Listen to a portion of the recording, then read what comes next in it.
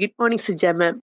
ഞാൻ മാമിന്റെ കൂടെ ഞാനൊരു മെയ് മാസം മുതൽ മെയ്യിലും ജൂണിലും ഒക്കെ മാമിന്റെ വീഡിയോസ് എല്ലാം കണ്ട് ഇങ്ങനെ നോക്കി നോക്കി മാമിന്റെ 5th മെഗാ മീറ്റപ്പ് ഗ്രൂപ്പിൽ ജോയിൻ ചെയ്തു. അവിടുന്ന് പിന്നീട് ജൂലൈ മാസത്തിൽ സിൽവർ ക്ലാസ്സിൽ ജോയിൻ ചെയ്തു. പിന്നെ ഓഗസ്റ്റ് മാസത്തിലെ ഗോൾഡൻ ക്ലാസ്സിലും ഉണ്ടായിരുന്നു. മാമിന്റെ കൂടെ മാമിന്റെ വീഡിയോസ് കണ്ടു തുടങ്ങിയപ്പോൾ തന്നെ ഒരുപാട് പോസിറ്റീവായിട്ട് തന്നെ ചിന്തിക്കണം, അഫർമേഷൻസ് എഴുതണം. അങ്ങനെ 28 ഡേയ്സ് ചലഞ്ച് ഒക്കെ ചെയ്ത് അങ്ങനെ അതിന്റെ 22ാമത്തെ ദിവസമാണ് ഞാൻ മാമിന്റെ ക്ലാസ്സിലെത്തുന്നത്. മാമിന്റെ സിൽവർ ക്ലാസ്സിലെത്തുന്നത്. ആ 28 ദിവസത്തിനുള്ളിൽ തന്നെ എനിക്ക് എന്റെ ജീവിതത്തിൽ കുറേ ഒരു 22nd ഡേ ആണെന്ന് തോന്നുന്നു, ഒരു ചെക്ക് എഴുതി വെക്കുന്ന ഒരു രീതിയുണ്ട്. അന്ന് ഞാൻ 15,000ന്റെ ഒരു ചെക്ക് എഴുതി വെച്ചു.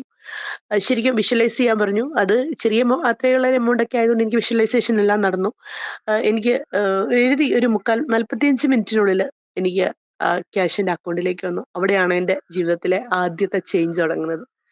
പിന്നീട് എനിക്ക് ഒരുപാട് വിശ്വാസം വന്നു. അങ്ങനെയാണ് ഞാൻ ജൂലൈ മാസത്തിലെ ക്ലാസ്സിൽ മാമിന്റെ കൂടെ സിൽവർ ക്ലാസ്സിൽ ചേരുന്നത്. സിൽവർ ക്ലാസ് എന്ന് പറഞ്ഞാൽ എന്നെ സംബന്ധിച്ച് അതൊരു അമൃത് തന്നെയായിരുന്നു ആ ക്ലാസ്.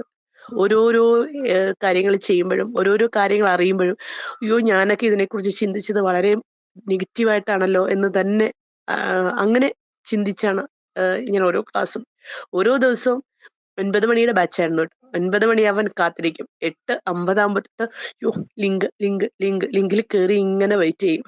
അത്രയ്ക്കും ഭയങ്കര എന്താ പറയണ്ടേ?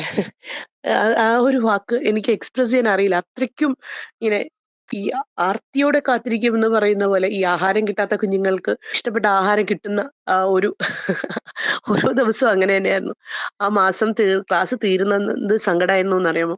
പക്ഷെ പിന്നീട് എനിക്ക് മാമിന്റെ ഒപ്പം ഗോൾഡൻ ക്ലാസ്സിൽ കയറാൻ പറ്റി. അപ്പം ഞാൻ സിൽവർ ക്ലാസ്സിലൊക്കെ വിചാരിച്ചു ഞാൻ ക്ലെൻസിങ് ലെറ്റർ എഴുതി എല്ലാവർക്കും മാപ്പ് കൊടുത്ത് ഒക്കെ ഞാൻ ഭയങ്കര പിന്നെ ടെലിപ്പതിയൊക്കെ ചെയ്ത് ഞാൻ ഭയങ്കര ഹാപ്പി ആയിട്ട് എല്ലാവരോടും ക്ഷമിച്ചു കൊടുത്ത് ഇരിക്കുന്ന ഒരാളാണെന്ന് വിചാരിച്ചു. പക്ഷെ ഞാൻ ഇവിടെ വന്നപ്പോൾ എനിക്ക് മനസ്സിലായി ഞാൻ ക്ഷമിച്ചു കൊടുത്തിട്ടുണ്ടെങ്കിലും എന്നിൽ അവരെ ഒന്ന് അഭിമുഖീകരിച്ച് അവരോട് സംസാരിക്കാനൊക്കെ ഉള്ള ഒരു മടി അതൊക്കെ എൻ്റെ ഉള്ളിൽ ഉണ്ട് എന്ന് മനസ്സിലായി. അതൊക്കെ ഞാൻ ഗോൾഡ് ക്ലാസ്സിൽ വന്ന് മെഡിറ്റേഷൻ എല്ലാം ചെയ്ത് റിലേഷൻഷിപ്പ് ഹീലിംഗ് എല്ലാം ചെയ്ത് കഴിഞ്ഞപ്പോഴും ആണ് എനിക്ക് മനസ്സിലായത് എനിക്ക് ഇപ്പോഴും മാറിപ്പോവാനുള്ള സാധനങ്ങളൊക്കെ ഉണ്ടായിരുന്നു എന്ന്. പക്ഷെ പിന്നീട് ഗോൾഡൻ ക്ലാസ്സിലെ ഇന്നർ ചൈൽഡ് ഹീലിൽ എനിക്ക് ഹാപ്പി ആയിട്ടൊരു ചൈൽഡ്ഹുഡ് ആയിരുന്നു. എന്നാലും അന്ന് എൻ്റെ ഉള്ളിൽ ഞാൻ എൻ്റെ ജീവിതത്തിൽ ഓർക്കാത്തൊരു സംഭവം ഞാൻ ഓർത്തെടുത്തു.